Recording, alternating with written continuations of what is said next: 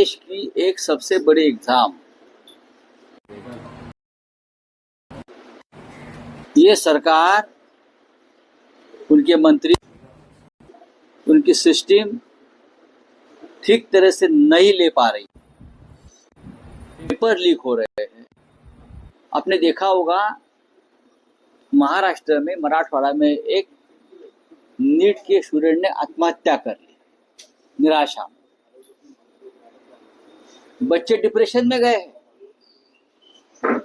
और ये नीट paper leak का जो अड्डा है, सेंटर है, वो महाराष्ट्र है,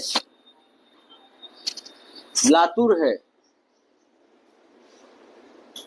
तो मेरी ये बात मैं कल भी कहा कि राज्य के मुख्यमंत्री देवेंद्र फडणवीस, क्या उनकी कोई जिम्मेदारी नहीं बनती? इतने बड़े नेता है, इतनी सरकारें बनाई, इतने आमदार खरीदे,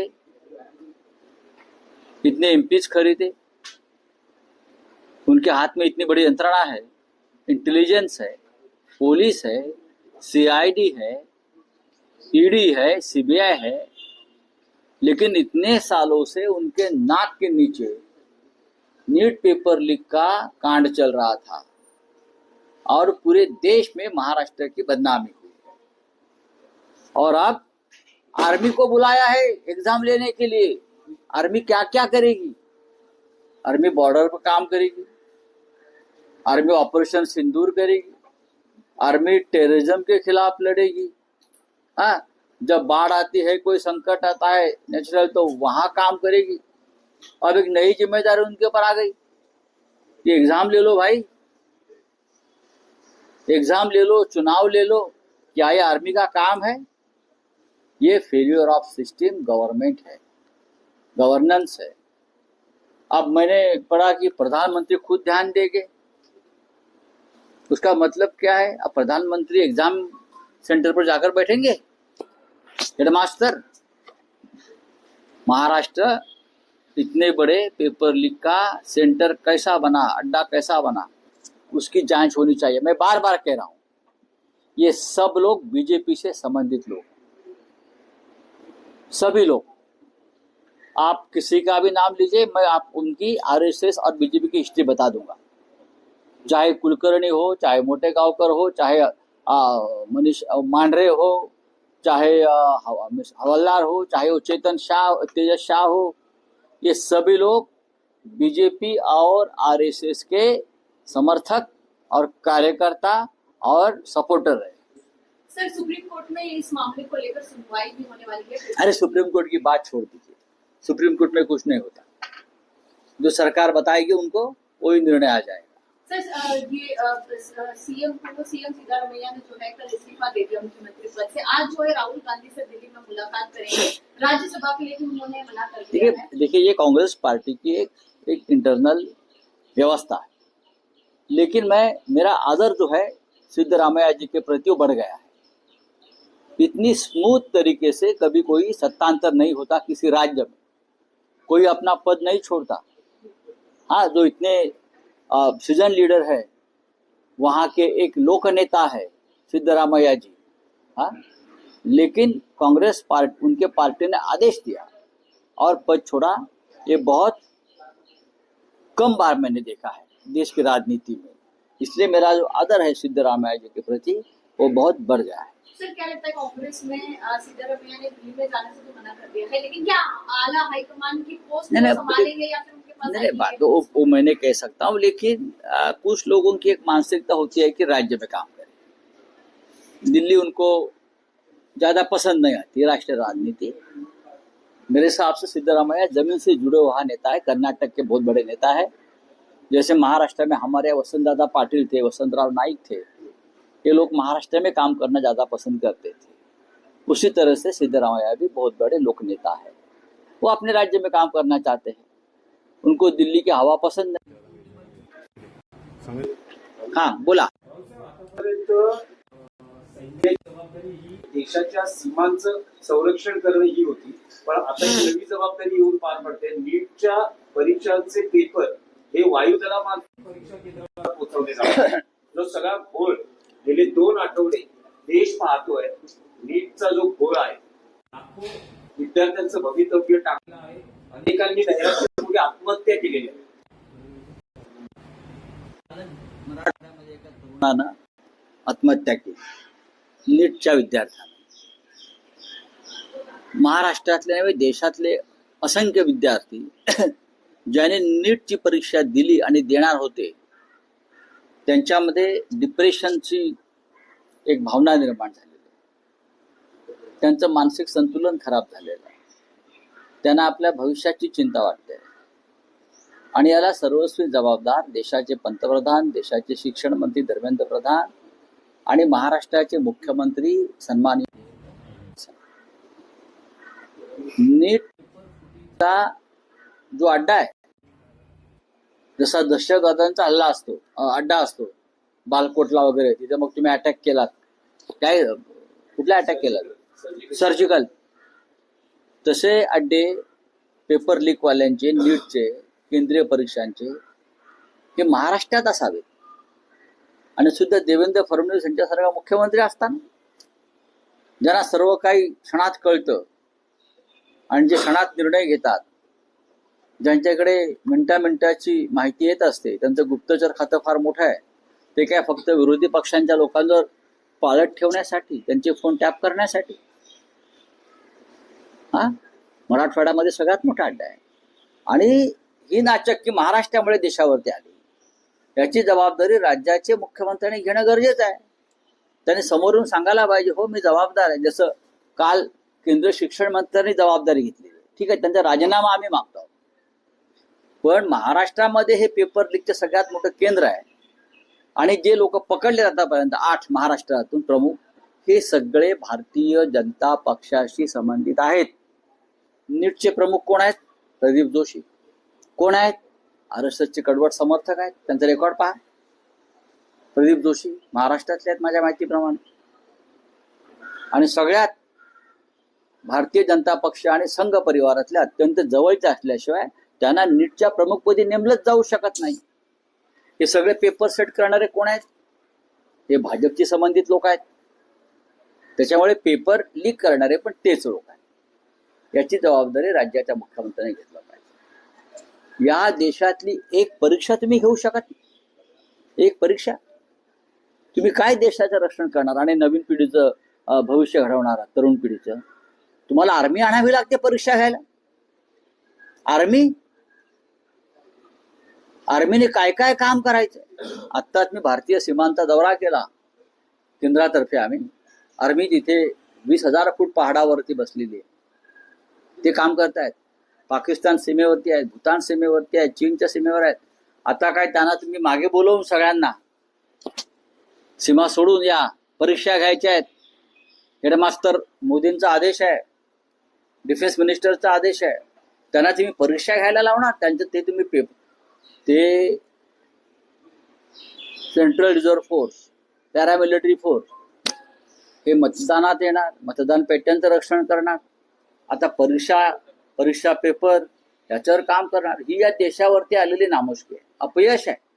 ते केंद्र आणि राज्य सरकारचं पूर्णपणे अपयश आहे. त्यांनी अपयश आधी स्वीकारलं पाहिजे. रावसाहेब, इंधन तुटवड्यामुळे एका गरोदर महिलेला ॲम्ब्युलन्स नाकारली आणि एका बाळाचा अचानक बळी गेलेला. ज्या राज्यात ते घडलंय ते राज्य कोणतं?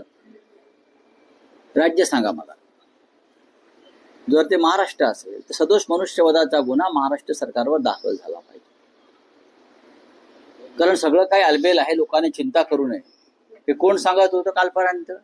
या राज्याचे मुख्यमंत्री सांगतायत, या देशाचे प्रधानमंत्री सांगत होते, पश्चिम बंगालच्या निवडणुकांचे निकाल लागेपर्यंत सांगत होते. मग आता अशा प्रकारे माणसांचे मृत्यू व्हायला लागले, मुलांचे मृत्यू व्हायला लागले. हा सदोष मनुष्यवध आहे. हा सरकार करत आहे. जरांगे पाटील पुन्हा एकदा आंदोलनाला बसत आहे. माझ्याकडे माहिती नाही. रावसाहेब, आणखी एक विषय आहे की आतापर्यंत एनसीपी अजित पवार पक्षात तटकरे पटेल यांच्यापर्यंत वाद पोहोचला होता, पण आता भुजबळांपर्यंत हा वाद पोहोचलाय. असं म्हटलं जातंय की पार्थ पवारांनी भुजबळांना एक विशिष्ट ठेकेदाराला काम द्या या संदर्भात सूचना दिल्या. बघा, त्या मानल्या गेल्या नाही. भुजबळांकडून त्यांना त्याच्यामध्ये वाद झाला आणि त्यांनी असं म्हटलं की जेव्हा शरद पवार अजित पवार होते तेव्हा कधी अशा गोष्टी घडत नव्हत्या आणि आज त्यांच्या काळात घडत आहेत. मी काल काय तुम्हाला सांगितलं, हा पक्ष राहणार नाहीये. हा जो पक्ष आहे अजित पवारांनी स्थापन केलेला, हा पक्ष भविष्यात राहत नाही. आता भुजबळ, प्रफुल्ल पटेल, तटकरे, हसन मुश्रीफ, धनंजय मुंडे ही जी चौकडी आहे ती आता पश्चाताप दग्ध असतील. ती झक मारली आणि अजित पवारांना शरद पवारांपासून तोडून त्यांचं डोकं फिरवून आम्ही भाजपच्या वळचणीला बांधलं. ही त्यांना आता पश्चाताप नक्की होत असणार या सगळ्यांना. आता आमचं काम काय आहे, जे घडतंय ते पाहत राहा आणि जे घडतंय ते घडू द्या, हे आमचं राजकीय काम आहे. रावसाहेब, एकनाथ शिंदेनी मवियाला टोला लगावलाय. ते म्हणतात की मविया 17 जागा लढतील पण त्या जागा आम्ही जिंकणार. मग ठीक आहे ना, त्यात नवीन काय, तुमची ताकद आहे, तुमचे लोक निवडून आलेले आहेत, तुम्ही जिंकणार आहात. महाविकास आघाडीची स्ट्रॅटेजी सुरू आहे, कारण ज्या प्रकारे काही भागात स्ट्रॅटेजी असण्यासाठी तेवढं मतदान असावं लागतं ना लोकप्रतिनिधींचं. ते आमच्याकडे नाहीये. काही एक विशिष्ट भाग सोडला तर तेवढं मतदान आमच्याकडे नाही. आता नाशिक आहे, नांदेड, हिंगोली, परभणी आहे, सातारा आहे, अशा काही ठिकाणी लढण्यासंदर्भात आमच्या चर्चा एकमेकांशी सुरू आहे.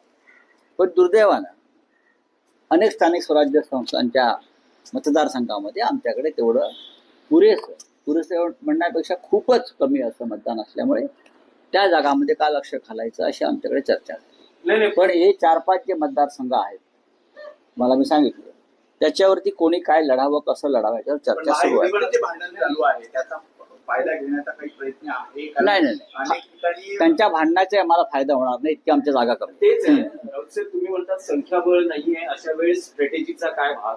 पण काँग्रेस आणि महाविकास आघाडीच्या ज्या बैठका होत्या त्यात असं म्हटलं जाते की 17च्या 17 जागा आम्ही लढवणार आहोत. संख्याबळ नसताना बघा, लढवू द्या त्यांना जागा, त्यांना खुमखुमी आहे, म्हणजे त्यात तुम्ही या, शिवसेना, लढू द्या ना. उद्धव बाळासाहेब ठाकरे पक्षही आहे. लढू द्या की. आता शेवटच्या दिवशी तुम्हाला कळेल. आता आमच्या तसं चाललंय की कोकणची जागा लढावी, हा. त्याच्यावरती आज निर्णय होईल. काही ठिकाणी आमच्या कार्यकर्त्यांचं म्हणणं आहे की बिनविरोध निवडणूक होऊ द्यायची नाही, आपण निवडणूक लढूया, त्याचाही विचार सुरू आहे. आणि त्याच्यावरती माननीय उद्धव ठाकरे असतील किंवा सुप्रिया सुळे असतील किंवा हर्षवर्धन सकपालजी असतील, त्याच्यामध्ये आमच्या चर्चा सुरू आहेत. आज उद्याकडे त्याचा निकाल लागेल. मला वाटतं किती जागा लढल्या पाहिजेत? नाही, मला काही वाटत नाही. मला असं वाटतं की पुढल्या निवडणुकीची तयारी करून आपल्याला आता जास्तीत जास्त लोकांपर्यंत जाऊन पुढली विधानसभा, लोकसभा आणि त्यानंतरच्या स्थानिक स्वराज्य संस्था याच्यासाठी आम्हाला आतापासून काम केलं पाहिजे, हे मला वाटतं. राऊतसाहेब, दिल्लीहून बातमी आहे की असं कळते आहे की 6 जूनला इंडिया आघाडीची बैठक होते आहे आणि यासाठी ममता बॅनर्जी यांनी पुढाकार घेतला आहे आणि शक्यता आहे की महाविकास आघाडीतले सगळेच प्रमुख नेते दिल्लीत या अशी बैठक व्हावी अशी आमची सगळ्यांची इच्छा अनेक दिवसापासून आहे. आणि अशा बैठकीमध्ये आतापर्यंत ममता बॅनर्जींची आडकाठी असायची, हे खरं आहे. आता पश्चिम बंगालचे निकाल लागल्यावर सगळ्यात आधी इंडिया आघाडीची घोषणा मजबूत करण्याची ममता बॅनर्जी यांनी केली, त्याबद्दल आम्ही त्यांचे आभारी आहोत. त्यांना साक्षात्कार झाला, त्यासाठी पश्चिम बंगालचा पराभव त्यांना सहन करावा लागला. आम्ही एकत्र असायला पाहिजे असं त्यांना वाटतंय. आम्ही पहिल्यापासूनच एकत्र आहोत आणि जे घटक आहेत ज्यांना या देशातल्या लोकशाहीसाठी लढायचं आहे, संविधान वाचवण्यासाठी लढायचं आहे, त्या प्रत्येकानं इंडिया ब्लॉकमध्ये येणं गरजेचं आहे. Sir, union minister Dharmendra Pradhan का लीक पेपर लीक केस पर कहना है कि इस लीक पेपर इरेगुलरिटीज में कोई भी शामिल नहीं है और ये बहुत अनफॉर्चुनेट है और इस पर जो है हम प्रॉमिस करते हैं हम स्ट्रिक्ट एक्शन लेंगे. कोई शामिल नहीं है तो पेपर लीक कैसे हो गए? हाँ, इस कांड में अगर कोई शामिल नहीं है तो पेपर लीक कैसे हो गए? अगर ऐसी घटना हुई तो हुई नहीं है तो सीबीआई के पास जिम्मेदारी क्यों दी जांच की? और सीबीआई ने महाराष्ट्र और जयपुर में इतने लोगों को अरेस्ट क्यों किया? सीबीआई ने और जो स्टैंडिंग कमेटी ऑफ एचआरडी है उसने नीट के चेयरमैन को समन्स क्यों भेजा?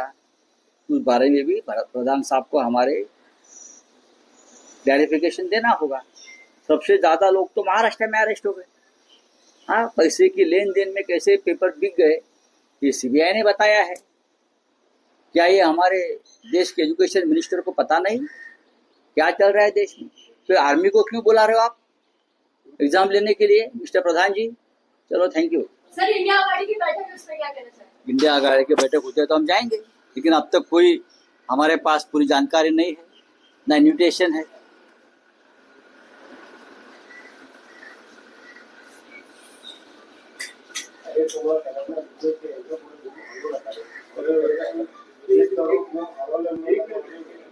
एक